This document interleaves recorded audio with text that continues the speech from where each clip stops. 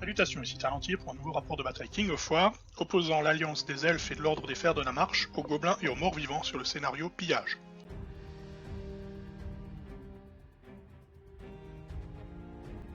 La liste d'armées de la confrérie jouée par votre serviteur.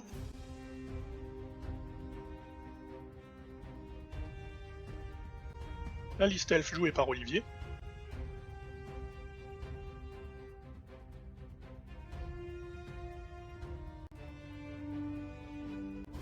La liste Goblin jouée par Gilus.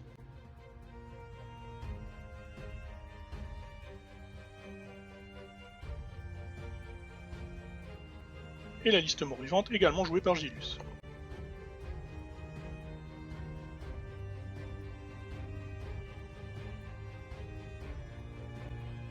Le déploiement des deux armées.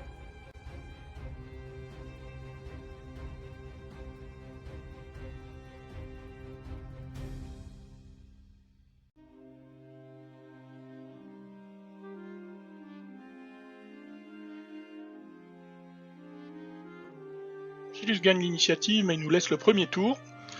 On commence par une avance générale à l'ouest avec nos archers, nos éclaireurs vilains qui s'avancent à portée de charge. Les troupes suivent derrière, les cavaliers des tempêtes restent derrière les sentinelles des clairières, tandis que les archers de la confrérie sont laissés en réserve derrière le bois à l'ouest pour récupérer l'objectif qui se trouve sur la stèle, le cas échéant.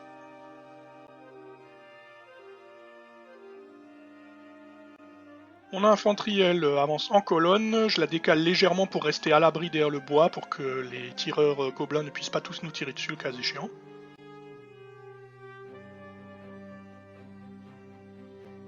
À l'est, je fais avancer ma chasse abyssale avec le haut simplin Augustus au milieu.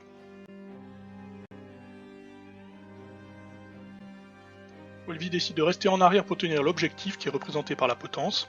Ces scorpions causent des dégâts aux trolls qui sont au centre de la table et parvient à les ébranler. Devant le campement qui représente un autre objectif, les morts vivants sont rassemblés, plusieurs pâtés d'infanterie, hordes de lanciers squelettes, revenants et zombies. À l'ouest, la seule colline où se trouve le portail, qui est un autre objectif, est constellée de machines de guerre, les deux catapultes funèbres et les deux lances petits gosiers, encadrés par les archers, les mages et le roi gobelin avec son arc, et bien sûr l'infanterie gobeline qui n'est pas loin. Néanmoins, les gardes des clairières avancent et font une salve mortelle qui parvient à détruire la catapulte mort-vivante. La riposte est cependant sanglante puisque les gobelins ont tellement de tirs qu'ils peuvent se permettre d'effacer de la carte mais deux unités d'éclaireurs vilains.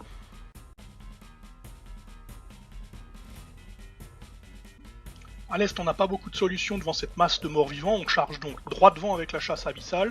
Une des unités avec les gardes du palais elfe attaque la horde de lanciers squelettes, tandis que la seconde unité attaque les revenants.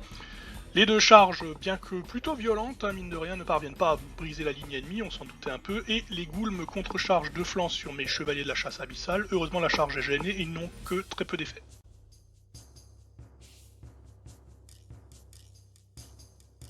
Les gardes du palais elfe n'ont pas cette chance puisqu'ils sont attaqués de flanc par les zombies qui les taillent en pièces.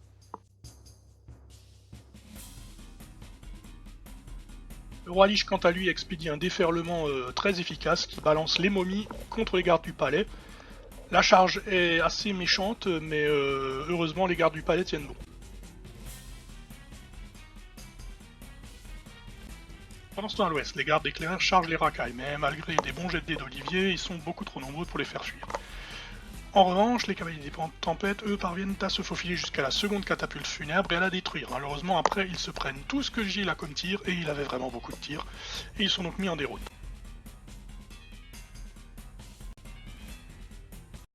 Derrière le bois, le porteur de la Sainte Icône rassemble ses troupes.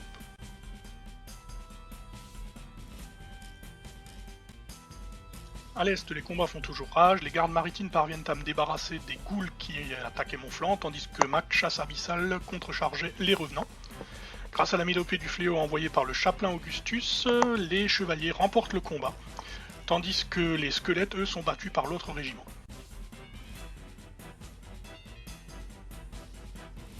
Olivier a réussi à faufiler son roi sur destrier avec son félin de combat contre le roi Lich. Malheureusement, il n'a pas réussi à le tuer malgré sa lame de cristal. Et du coup le roi Lich fait venir les spectres qui submergent le roi elfe en 2 tours et le détruisent.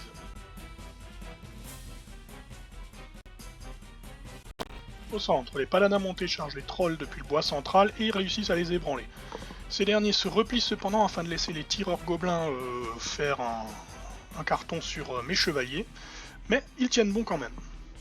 Pendant ce temps-là, les racailles se jettent sur le porteur de la Sainte Icône qui était isolé dans le bois, mais la charge gênée fait qu'il ne cause qu'une petite égratignure. Du coup, mes lanciers arrivent à la rescousse, et un furieux combat aura lieu dans les bois. Pendant ce temps, les gardes du palais elfes ont réussi à se débarrasser des momies grâce à un excellent jet de morale et beaucoup de dégâts. Du coup, ils chargent avec l'aide des chars sur les lanciers gobelins qu'ils massacrent sans problème. Comme ils ont survécu, mes paladins montés refont une charge contre les trolls. Avec la mélopée du fléau du porticone, ils en viennent à bout.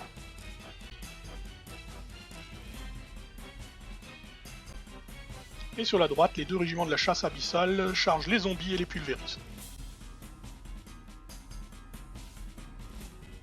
Les sentinelles des clairières meurent jusqu'au dernier face au bâton pointu et du coup l'infanterie gobeline se replace pour prendre le contrôle des objectifs qui se trouvent à l'ouest. Malgré une nouvelle avalanche de tirs qui leur compte dessus, les paladins montés sont pris d'un courage insensé puisque Gilus fait un doublas.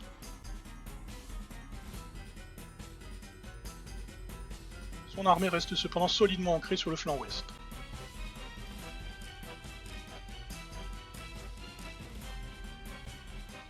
Aussi, j'en profite avant que mes chevaliers ne périssent pour les lancer à l'attaque des racailles. La charge ultime est effectuée, cause des dégâts, mais pas suffisamment pour dérouter les gobelins. Tandis que mes paladins tueurs de monstres, eux, attaquent les bâtons pointus gobelins qui sont plus au sud. Et ils parviennent à leur infliger 7 blessures, ce qui n'est pas suffisant non plus pour les dérouter, mais qui est déjà un bon début. La colline de la mort à l'ouest vomit à nouveau un déluge de tirs sur les pauvres gardes du palais elfique qui sont déroutés.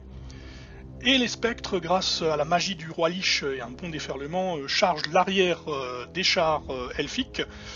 Contre toute attente, ces derniers tiennent bon. Le jet d'attaque de Gilus est très mauvais, et ce qui permet à ma chasse abyssale de les percuter de l'arrière et de les dissiper immédiatement. Le 2e régiment de chasse abyssale, lui, prend le contrôle du campement.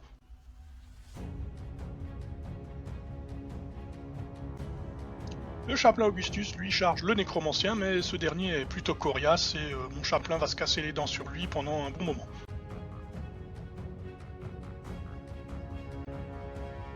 Les chars seront cependant des morts en sursis puisque la 2e salve de tir venue de la colline magique les pulvérise. Dans le bois, lanciers de la confrérie et les racailles continuent de se tailler en pièces, sans parvenir à trouver un vainqueur.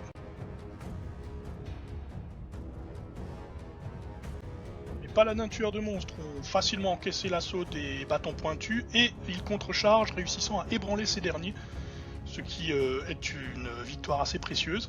Les archers en profitent pour sortir de leur cachette et se rapprocher de la pierre objectif. En revanche, sans surprise, les racailles finissent finalement par tuer les derniers paladins montés. Ils auront été vraiment des survivants jusqu'au bout, ceux-là. Le porticone quitte les bois pour encourager les paladins tueurs de monstres grâce à son lutte, et grâce à cela, mes paladins parviennent à dérouter les bâtons pointus gobelins et à récupérer l'objectif.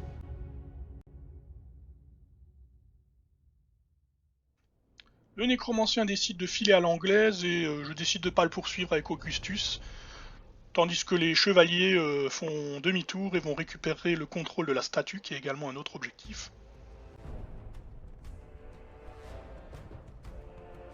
Je rappelle que les gardes maritimes tiennent toujours la potence qui est un objectif.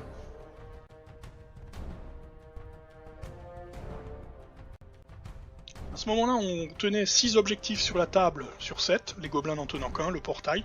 Et évidemment, on tire un tour 7 qui nous sera fatal, donc les racailles qui sont vainqueurs des paladins montés en profitent pour charger le flanc des lanciers de la confrérie qui sont submergés et massacrés, et du coup, ils prennent le contrôle de l'objectif qui se trouve dans le bois. Le reste des nombreux tireurs gobelins de la colline de la mort, ainsi que les trombones et les mages, se préparent à une ultime salve sur les paladins tueurs de monstres et les archers. Pour réussir à faire au moins égalité, Gilles doit réussir à détruire les 2 unités, donc les paladins tueurs de monstres et les archers, et à réussir au moins prendre un objectif.